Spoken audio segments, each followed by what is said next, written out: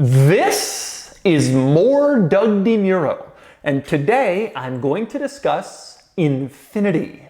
And specifically, I'm going to tell you why I personally don't believe that Infiniti will survive as a brand. This is something I thought before the whole coronavirus situation, and I definitely think it now. And today, I'm going to explain why.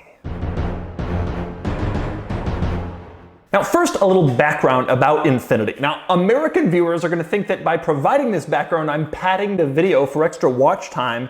But this is important for most of my global viewers who probably have absolutely no idea what Infiniti is. And that's after Infiniti has spent zillions of dollars on global brand awareness. So here's the deal. Infiniti launched here in North America for the 1990 model year, and it was intended to be a Japanese alternative to European luxury brands like Mercedes-Benz and BMW. What happened was the Japanese brands had developed a great reputation for quality here in North America, but they saw that the European luxury car brands were making all the money. So they decided to take their reputation for durability and quality into the luxury market and kind of take on the big players. Now, the most famous brand for this is, of course, Lexus, which has had considerable success, Toyota's luxury brand, then Honda had Acura, and Nissan had Infiniti. And Infiniti launched in 1990 with a luxury sedan called the Q45, and also a much lesser known coupe and convertible called the M30, and then next year a small sports sedan joined the lineup called the G20. Now, for a while, things at Infiniti were pretty good. They kept expanding their lineup throughout the 1990s. They were among the first to have a luxury SUV, to realize the potential of that market with the QX4 in 1996 based on the Nissan Pathfinder. And they added more vehicles, and they kept expanding, and the pinnacle was sometime in the early to mid 2000s. And that's when they debuted a fantastic luxury sports sedan called the G35, and it was better than the BMW 3 Series. Now, when I was a kid, every luxury brand was trying to beat the BMW 3 Series. You had the Lexus IS and the Mercedes C-Class and the Audi A4, and they were all going after the 3 Series, which was considered the gold standard. And the G35 was the first car to actually do it. It was sporty, it was more powerful, it had more room, it cost less, it was more reliable, it was fantastic. Everybody agreed. And there was a coupe version that was even sportier, better looking. Motor Trend called it Car of the Year in 2003. It created a shockwave in the luxury car world. It was a huge deal. And Infiniti was doing great. Their lineup was just fantastic. Not just that car, but others like the FX SUVs and a few other models. They were doing really well at that point. And it was about that time that they decided to expand. The thinking was, hey, we're doing great in North America. Let's take this global. Let's get big. And the thinking was, we won't just take on the global luxury brands in the States, but also we'll go to Europe, to their home turf, and basically everywhere else. So Infiniti started up plans to expand to Europe, and they did. They started the marketing and the name recognition, the dealership network, and they entered Europe in 2008. And then a couple years later, they expanded to Formula One racing. And they sponsored a team as a way to get their brand name out there even more. Obviously, Formula One is hugely popular, especially in Europe, so it was a big way to gain name recognition. And then they expanded to Asia and Australia, and they just kept getting bigger, and things were all going reasonably well. That was about a decade ago. And since then, things have come crashing down. And I'm not going to get into the exact causes of the collapse, but here are some highlights. The Formula One sponsorship ended 2016. A year ago, Infiniti announced it was leaving Europe. 6 months ago, they announced they were leaving Australia as well. All of that expansion has ended, and now they're pulling back and getting smaller. And things are pretty tough here in America, too, for Infiniti. Infiniti sales have always kind of ebbed and flowed, depending on the economy and what products they had new at the time. And actually, 2017 was Infiniti's best sales year ever, which sort of contradicts the doom and gloom that I'm saying here. But there's a big difference between Infiniti's success in 2017 and their success in the early to mid 2000s. Back then, Infiniti was a desirable up-and-coming luxury brand, and people really wanted one. It was cool. The G35 was cool. The FX SUV was cool. The Q45 was this big V8. The M40, they made some cool stuff. And as a result, people bought them because they wanted them.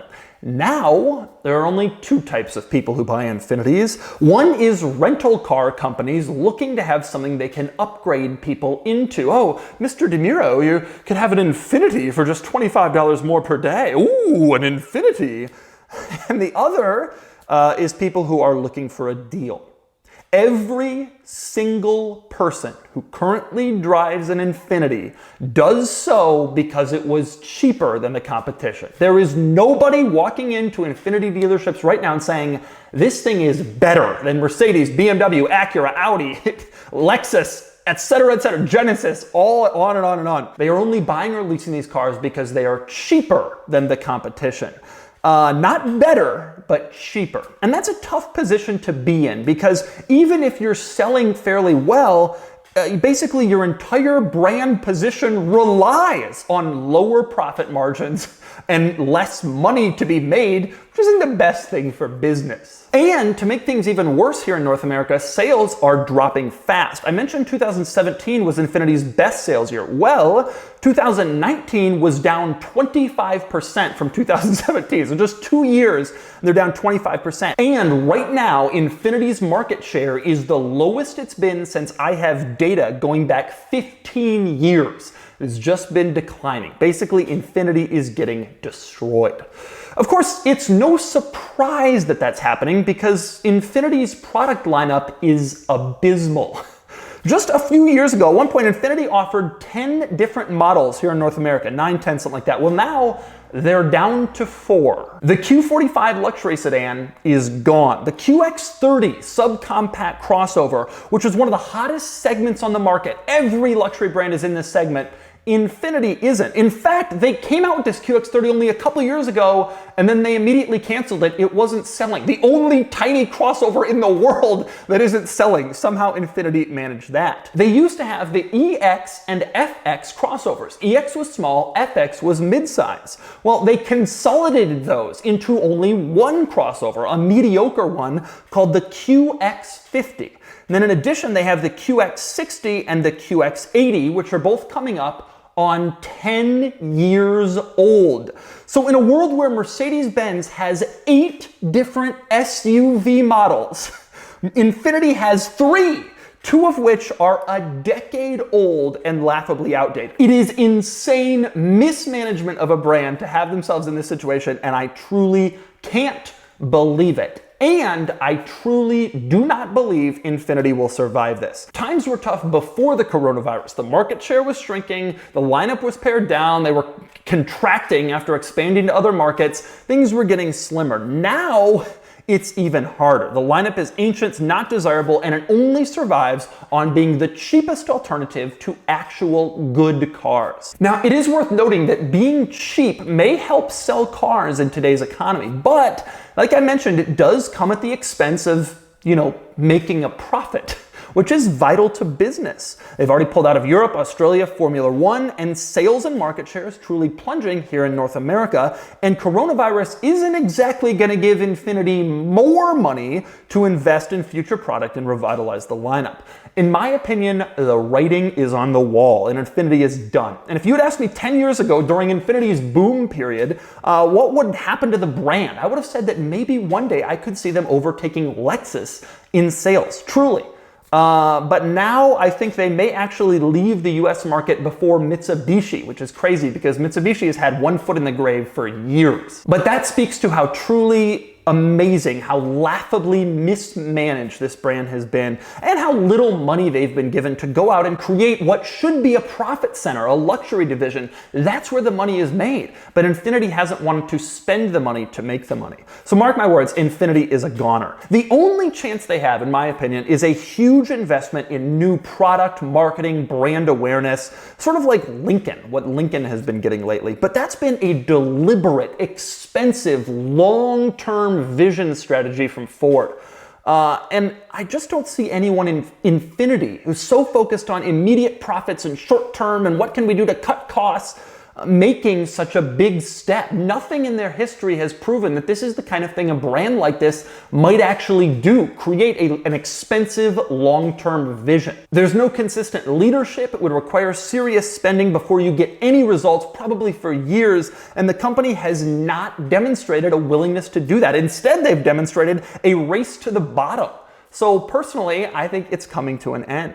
So, goodbye to Infiniti, in my opinion. They did make some good, cool cars for a while, but no longer. Instead, they just seem to roll out a new concept car every few years. You have this one, and this one, and this one, and this one, and this one, and that's just in the last few years. It's almost like Infiniti is saying, we know what we could do to be cool, but we're not actually gonna spend the money to get there. They just keep showing off what they could do. It's like your buddy on Facebook who keeps posting, something big is happening, guys, about to make a big announcement, something's coming, about to find out.